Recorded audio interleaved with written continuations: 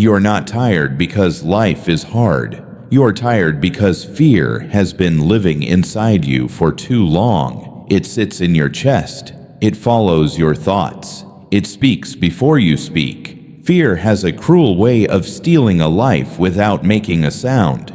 It does not always destroy you in one moment. Sometimes it only makes you smaller, day after day, until you no longer know who you were meant to be. Maybe you look calm on the outside. Maybe people think you are fine. But deep inside, you hesitate. You hold back. You swallow words. You delay choices. You call it being careful. But it is fear. And the saddest part is this. A person can live for years inside fear and call it normal. Tonight, I want to speak to the part of you that is tired of bowing. The part that still wants to stand upright. Because freedom is not the absence of danger. It is the moment you stop being ruled by it. Fear does not always come with panic. Sometimes it comes quietly. It shows up when you want to say what you really think, but you stay silent. It appears when you know what you should do, but you wait one more day. It enters when you want to change your life, but you tell yourself the time is not right. And little by little, you begin to live in delay. That is how fear works. It does not always chain your hands. Sometimes it only weakens your will. You begin to overthink simple things. A message becomes a problem. A decision becomes a mountain. A small mistake feels like a disaster. You imagine shame before it happens. You imagine failure before you begin. You imagine loss before you even touch what you love. So you step back. You say no when your heart wants to say yes. You stay in places that drain you because leaving feels risky. You keep people at a distance because being hurt once was enough to make you hide. You choose comfort, but comfort starts to feel like a cage. And what is strange is this. From the outside, life may still look normal. You wake up, you work, you answer people, you smile when needed, you do what is expected, but inside, there is a quiet collapse. You do not trust yourself. You do not trust the future. You do not even trust your own strength. So you look for safety everywhere. You want the right moment, the right words, the right plan, the right mood, the right support, the right sign. But life keeps moving while you wait. Fear can make a person live in half measures, half truths, half effort, half love, half courage. You want to be admired, but fear makes you pretend. You want peace, but fear makes you control everything. You want respect, but fear makes you betray yourself to keep others comfortable. And that betrayal leaves a wound. Because the deepest pain is not always what others do to you. Often, it is the memory of all the moments when you abandon yourself. You knew you should speak. You stayed quiet. You knew you should leave. You stayed. You knew you should begin. You delayed. You knew you should be honest. You hid. And every time you choose fear over truth, something inside you loses strength. This is why fear feels so heavy. It is not just a feeling. It becomes a pattern, then a habit, then a way of life. Soon, even your body begins to carry it. Your shoulders tighten. Your breath becomes shallow. Your sleep becomes restless. Your mind keeps running at night. You replay old moments. You rehearse future pain. You live in scenes that have not happened. Fear makes the present impossible to enter. You are either trapped in memory or trapped in imagination. And in that state, you lose your center. You become easy to control, easy to shame, easy to pressure, easy to silence. A fearful mind can be ruled by other people's opinions. One cold look can shake you. One rejection can define your week. One failure can make you question your worth. This is not freedom. This is inner slavery. And perhaps the worst part is how fear can hide behind noble names. You call it caution, you call it patience, you call it humility, you call it realism. But deep down, you know the truth. You are not waiting because the time is wise. You are waiting because your courage is weak. There comes a moment when this becomes unbearable. Not dramatic, not loud, just unbearable. You begin to feel the cost. The life you could have lived, the words you could have said, the boundaries you should have held, the work you should have started, the version of yourself that never had a fair chance because fear kept it locked in a dark room. And this is where many people break, not because life crushed them, but because they spent too many years shrinking before life even touched them. If this feels close to your own story, then do not turn away. Do not soften it. Do not hide from it, because before fear can be defeated, it must be seen without mercy. And what we must see next is harder still. The truth is not gentle, but it may be the first thing that finally wakes you up. Here is the hard truth. Fear is not ruining your life by itself. Your obedience to fear is.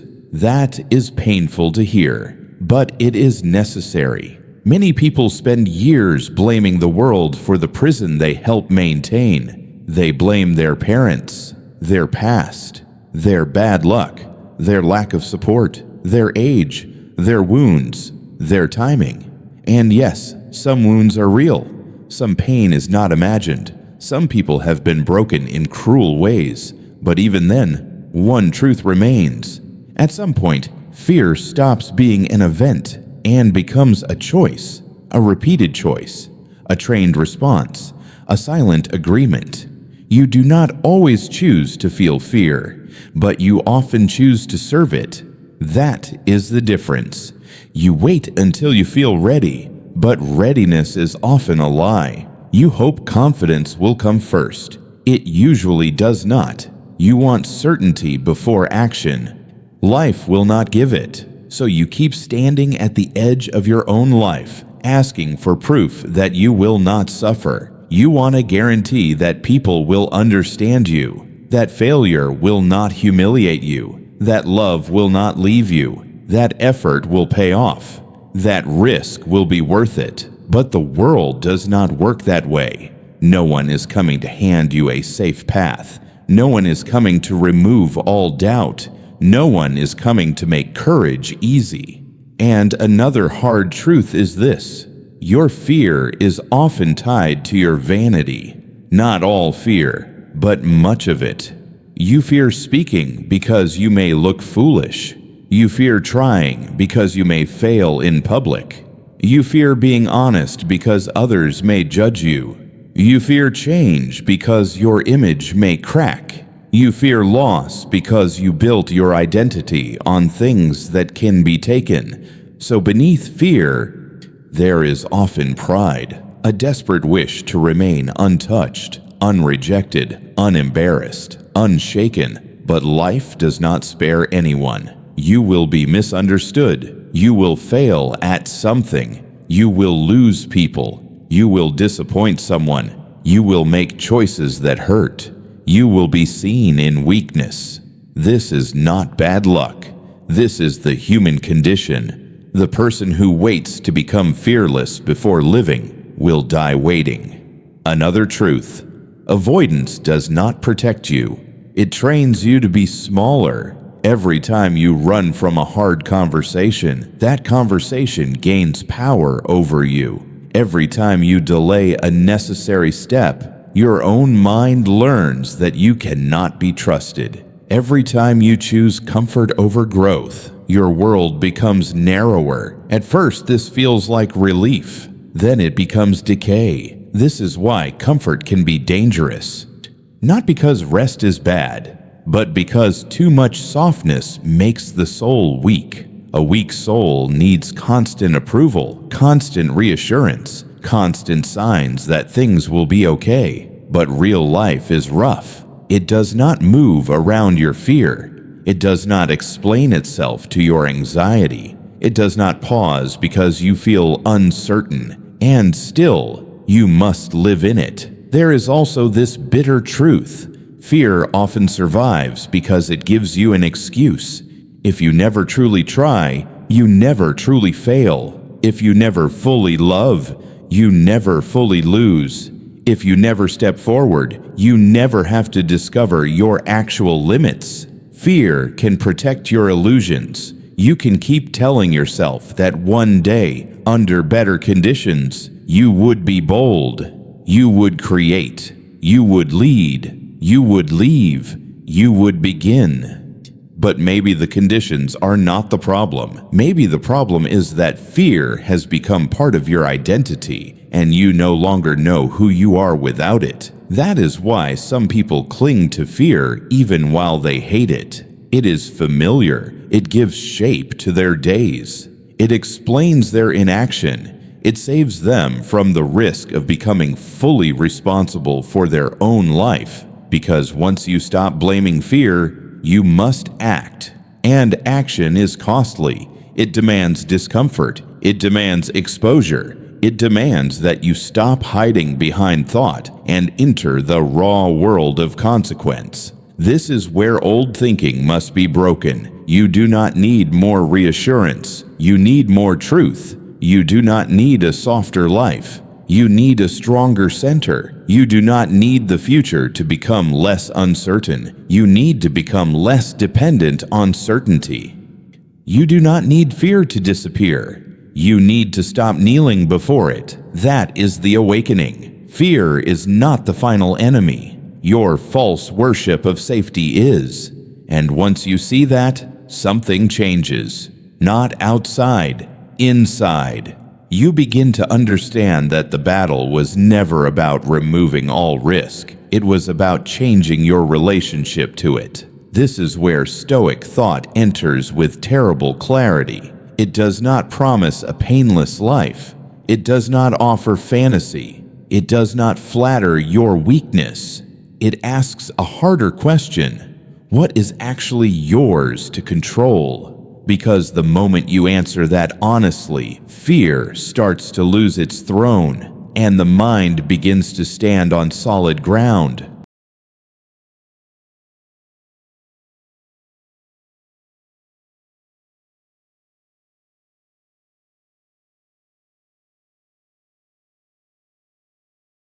The Stoic mind begins with one sharp division. There are things you control, and there are things you do not.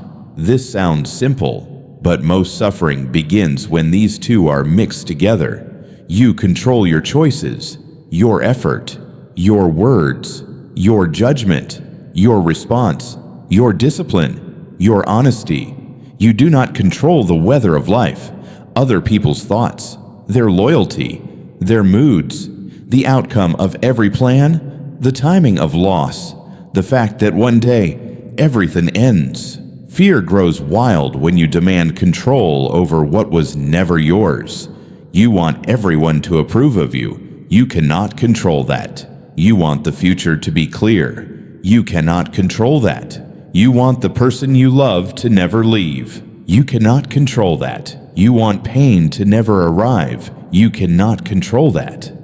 The Stoic does not hear this and become hopeless. The Stoic hears this and becomes free, because once you stop wasting strength on the uncontrollable, your power returns to the place where it belongs, to your own mind, to your own conduct, to this moment. That is the first pillar. The second is just as important. Events are not always what break us. Our judgment about events does. A delay is not always disaster. A rejection is not always proof of worthlessness. A mistake is not always ruin. A hard day is not always a bad life.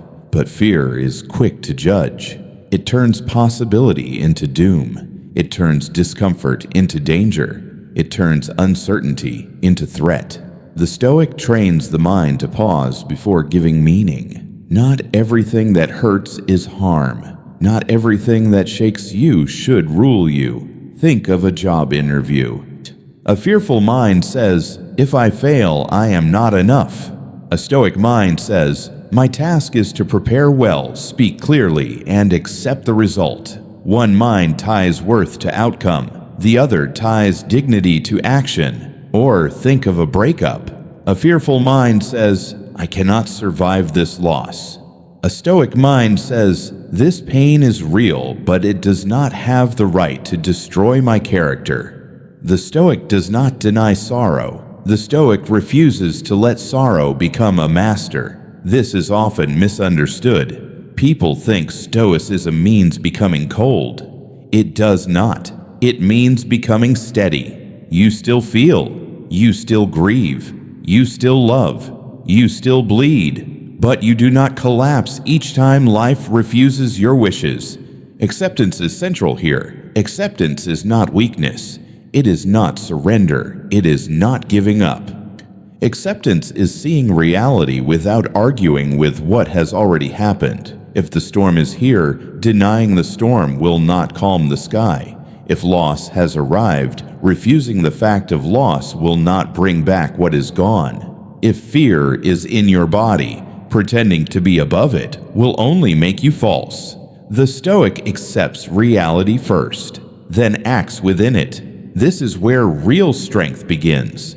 Imagine you must speak in front of people, and fear rises in your chest. A weak mind says, "I should not feel this. Something is wrong." A Stoic mind says, "Fear is here. Fine. My voice can still move." That one change matters. You stop fighting the feeling. You start guiding the action. Now think of illness in the family. You cannot control the fact. You cannot command the body to obey your wishes. But you can control whether you face the day with care, patience, and presence. That is Stoic power, not the power to rule events. The power to rule yourself within events. Marcus Aurelius wrote to himself, not to impress others, but to stay awake inside his own mind. He reminded himself again and again that pain, praise, blame, and death all belong to life. The wise person does not act shocked when winter is cold. Epictetus said the trouble is not in the thing itself, but in the story we attach to it. And that is why the Stoic watches the inner voice so carefully. When fear speaks, the Stoic asks, "Is this fact or is this imagination?" That question alone can save a person, because fear often comes dressed as prophecy. It says, "You will fail." It says, "They will laugh." It says, "You cannot bear this." It says, "If this goes wrong, everything is over." Most of the time, it is lying, or at least it is speaking beyond what it truly knows. The Stoic mind returns to what is real, what is happening now, what is required of me now, what is still within my command now. This is how chaos is reduced. And there is one more deep truth in Stoicism. You become stronger not by controlling life, but by becoming worthy of any life. That means you train your character more than your comfort. You value courage more than ease. You value truth more than approval. You value inner order more than outer applause. Then fear begins to change shape. It is no longer a king. It becomes weather. Unpleasant? Yes, but passing. And once this philosophy is understood, it must become practice, because no idea, however noble, can save a life until it enters the body, the breath, the habit, the ordinary day.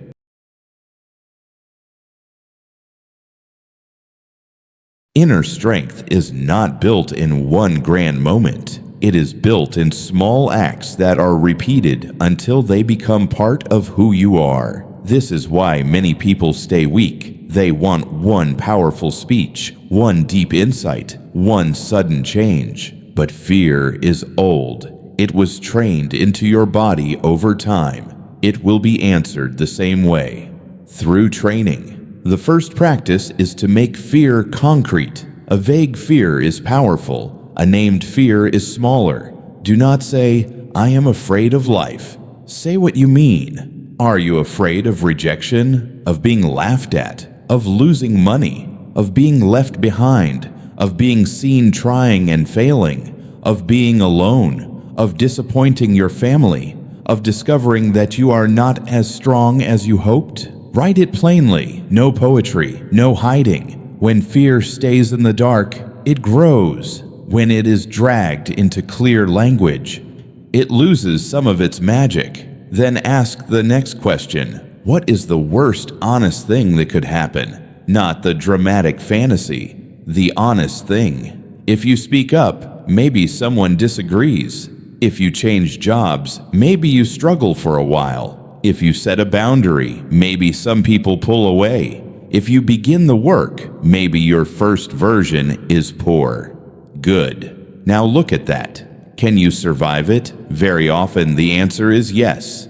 This is the beginning of sobriety. You stop treating discomfort like death. The second practice is to separate action from outcome every morning. Before the day begins, sit with yourself for a few quiet minutes. Ask, what is mine today?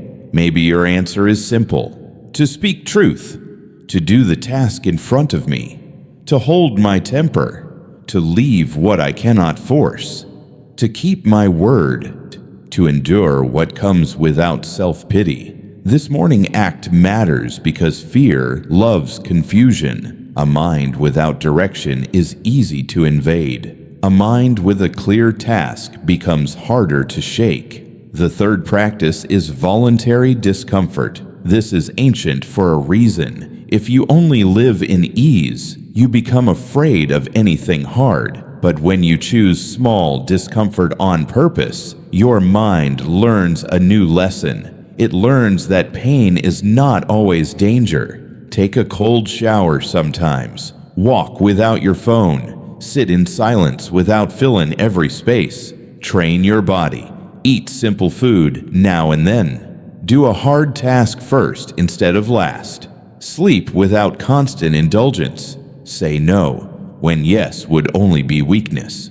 These are not acts of punishment. They are acts of remembrance. They remind you that you can live with less, that you can endure hunger, awkwardness, boredom, effort, heat, cold, and uncertainty without falling apart. A person who can endure a little chosen hardship is less likely to panic when unchosen hardship arrives. The fourth practice is graded courage. Do not wait for the great battle. Train in smaller ones. If fear controls your voice, start by speaking one honest sentence each day. If fear controls your choices, make one clear decision without asking 10 people to approve it.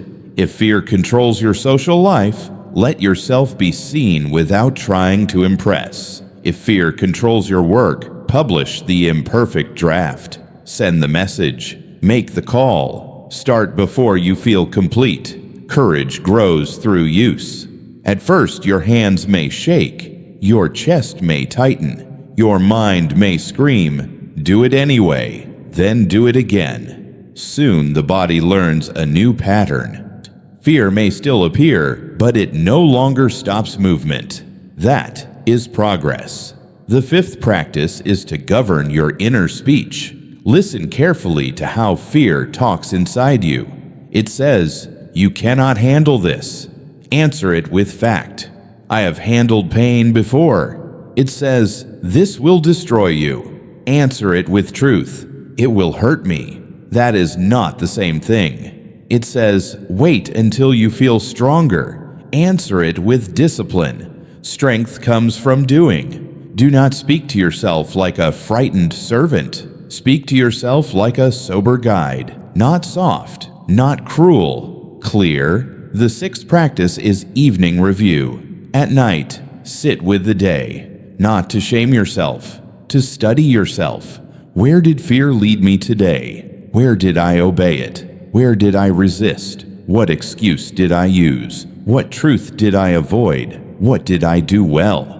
What must be corrected tomorrow? This matters because an unexamined life repeats itself. A watched life can change. The seventh practice is to stop building your worth on applause. This is a deep one. As long as your peace depends on being liked, fear will own you. You will edit yourself for comfort. You will bend under pressure. You will say what is safe, not what is true. You will become skilled at performance and poor in character. So begin this quiet rebellion. Do the right thing, even when no one notices. Say no without dressing it in endless apology. Accept being misunderstood by those who only loved the version of you that was easy to use. Let some people be disappointed. A person who fears disappointment will disappoint themselves forever. The 8th practice is death awareness. This is not dark for the sake of darkness. It is medicine. Remember that your time is not endless. One day, all delay ends. One day, all the half-lived plans fall silent. One day, the door closes. When you remember death, many fears become small. Embarrassment becomes small. Waiting becomes foolish. Pretending becomes exhausting. You begin to ask better questions. If my time is limited, why am I living for approval? Why am I kneeling to opinions that will vanish? Why am I acting like I have another 100 chances to become honest? Death clears the fog. The 9th practice is keeping small promises. This is how self-trust is built. Wake when you said you would wake. Do the work you said you would do. Hold the limit you said you would hold. Finish the task you said you would finish. Do not chase grand identity while breaking small promises every day. Your mind is always watching you. It knows whether your words carry weight. And if your own mind stops believing you, fear becomes louder. But when you keep promises, even tiny ones, a quiet power returns.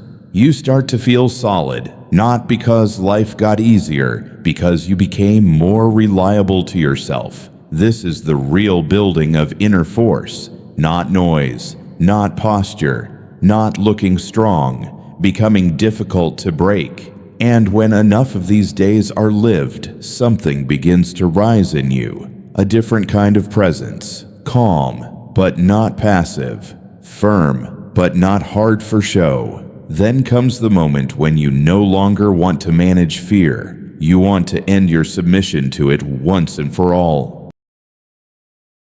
Listen carefully. Fear has taken enough from you. Enough mornings, enough chances, enough truth, enough love, enough years. It has made you bow your head when you should have stood tall. It has made you ask permission to exist. It has made you apologize for your own voice. It has made you choose survival over life. No more. Let the heart pound. Let the hands shake. Let the mind predict disaster. Move anyway. Say the thing. Start the work. Leave the dead place. Set the boundary. Walk into the room. Accept the risk. Carry the weight.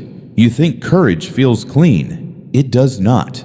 Courage is often ugly. It is sweaty. It is awkward. It is exposed. It is lonely at first, but it is alive. And that is the difference. Fear makes you look safe while you slowly die inside. Courage may make you tremble, but at least you are living in truth. You do not need to become a different person. You need to stop betraying the person already inside you. There is a self in you that is still waiting, not for comfort, for command. It is waiting for you to say, I will feel fear, but I will not obey it. I will lose things, but I will not lose myself. I will be wounded, but I will not kneel. I will die one day, but I will not die before my time by living as a coward. That is freedom, not a perfect life, not an easy life, a free life. Do you understand what that means? It means rejection no longer decides your worth. It means uncertainty no longer steals your action. It means pain no longer turns you into a servant. It means even in loss, you remain your own. This is the awakening. The world is not going to become less dangerous. People are not going to become less cruel. Loss is not going to ask for permission. Death is not going to postpone itself because you were scared. So stop asking life to become gentle before you become brave. Stand now, with the broken history, with the scars, with the doubt, with the unfinished healing, with the fear still breathing in your chest. Stand now, because the person who waits for fear to leave will wait forever. But the person who acts while afraid has already broken the spell. And once that spell breaks, even for a moment, you will never forget it. You will know what it means to belong to yourself again.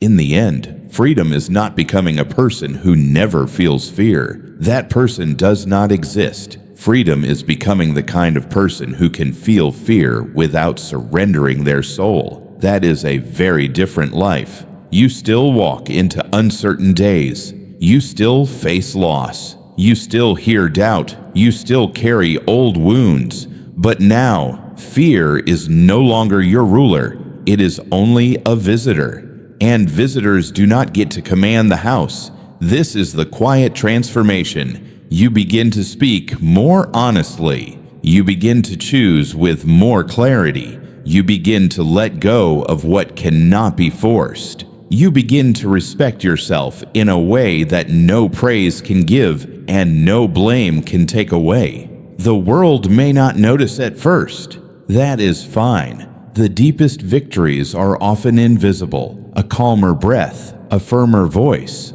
a cleaner no, a straighter back.